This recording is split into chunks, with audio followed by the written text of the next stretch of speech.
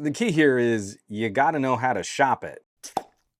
We're all about getting the bang for a buck, and when we can use some older components for a mini PC build, we can find some solid deals. The folks at AceMagic sent over this, the AD15 mini tower PC, for me to take on a test drive and share some thoughts, and immediately, confusion! There's a version of this PC available with an Intel 12th Gen Core i5, but the version of this box on the AceMagic website for us in North America is using an 11th Gen Core i7 over a 2-year-old CPU, but a higher end model from that time period, which is interesting, pitting 12th Gen Core i5 against 11th Gen Core i7 and seeing how close that performance is between those two options. You'll have to pardon, I'm holding these things up as props. I would normally be sitting at my little crappy IKEA desk, but I had to set that up for another video. So you're just gonna see me referencing this, and then I'm gonna try and cut in with some better B-roll. AceMagic stocks a number of different form factors. I think their most recognizable box is this angular tower for their gaming line. And when they sent over the product sheet on the AD15, I was looking forward to trying a more traditional shaped rectangular box. But then it arrived and, well, it's kind of swoopy. This is my biggest criticism of the computer. A lot of the photos make it look more angular and flat than it really is.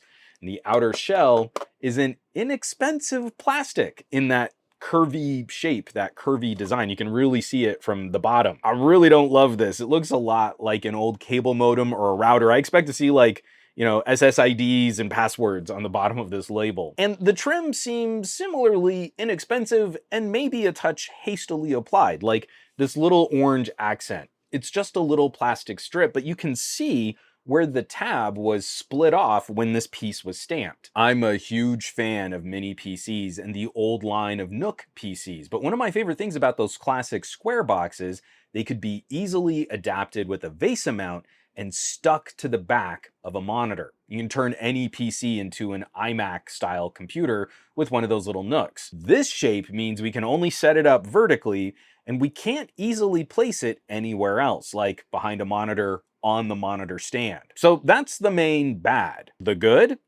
I like how easy it is to crack this box open.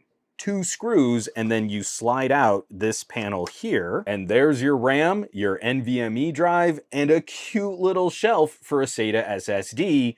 That's rad. It's really easy turning this into a big storage mini server. And even though we're dealing with an older Intel chip, the design and fans are surprisingly quiet. So it's a decent little perk moving to the larger shell over some of those Nook style boxes, as it seems to give us better airflow, or at least just a quieter, lower pitched performance hum when you really get this thing spinning up.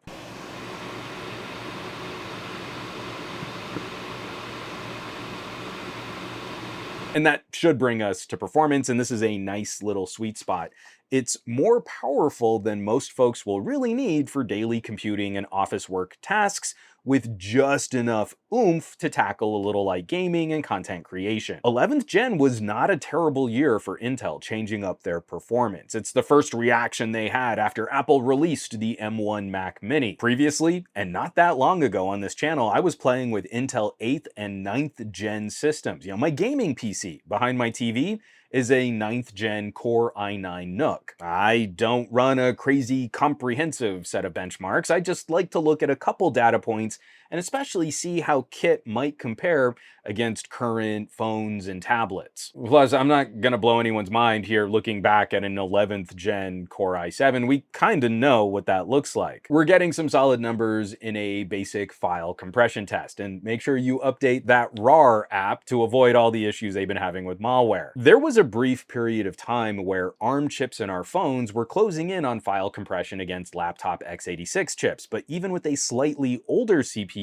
we're more than tripling the fastest phones and tablets I've been using this year. This is kinda overkill for office work up to larger Excel spreadsheets and databases. This machine is easily outperforming most of the options we've been playing with for current student-grade computers and Chromebooks. And we've got a pair of 4K HDMI ports, and that's cake, driving 2 4K displays and streaming 4K content. I really like the idea of this being in a student bedroom or a dorm room and running cables to a monitor and a TV for entertainment. But what about making some 4K content At the end of 2021, we were looking at significantly less powerful PCs near this price. Running my quick little video render test in Resolve, this is totally acceptable performance for some casual video editing. And with enough of a CPU performance lift that people using the free version of Resolve can probably take this a bit more seriously. If you're just stitching some clips together, adding a little music, and maybe putting in a few transitions, a phone running LumaFusion will still beat this PC. But if you want to use larger monitors or a multi-monitor setup, the mini PC offers a more ergonomic workspace. We can also talk a little about gaming improvements.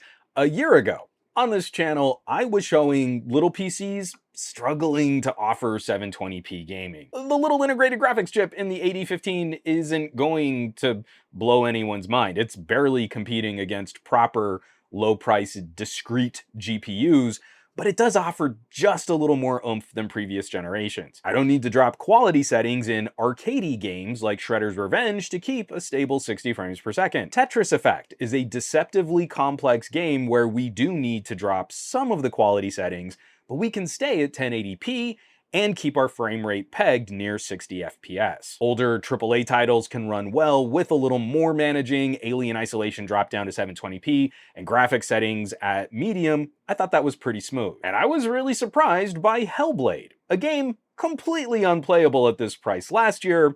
It's still completely unplayable, but it's better unplayable. I mean, we turned everything off, and we're at the lowest resolution, and we still can't really play this game natively, but the game is hovering just under 20 FPS. That is kind of impressive, all things considered, because the main idea I hope we're addressing here isn't just performance for this older generation of hardware. It's performance per price. If you shop this box at the MSRP, well, I don't know that I'd recommend that. I'd probably stay away at that listed price. On the AceMagic site, there's a little bit of a price cut, which makes this machine a bit more attractive. But shopping around other retailers, looking for limited sales, 11th gen Intel Core i7, that's a CPU design that could hang well. I mean, just a bit behind an Apple M1 Mac Mini, and it definitely lost the GPU fight with the Mac Mini. But at $312, we're well undercutting the price of a refurbed M1 Mac Mini, and we're not too far from the pricing of a used Mac Mini on reseller sites for a brand new system. So I think we have a fair fight there. You can go with the box that's a bit more powerful, or you can go with the box that offers a ton more expansion potential for RAM and storage. How you shop it makes all the difference. So I will, of course, leave some links down below where you can find more information on the AceMagic AD15 and some of their other systems too. They have a number of higher and lower performance options at a variety of price points. It's a really fun space looking at all the little mini boxes we can get to power different kinds of experiences. As always, thanks so much for watching, for sharing these videos, subscribing to the channel. All the support lately has been absolutely fantastic. Those of you who are checking out my home site, SomeGadgetGuy.com, maybe you're clicking on some links down below, or maybe you're joining the list of names scrolling by on your screen from my Patreon, patreon.com/SomeGadgetGuy. This list is basically the coolest collection of tech pals in the universe, so I hope you'll check them out. Now, you know where you can find me around the rest of the internet, at SomeGadgetGuy, basically everywhere, but I'm spending most of my time these days on the Mastodons, a little less so these days on the Facebooks and the Instagrams and the Twitters, and I will catch you all on the next review.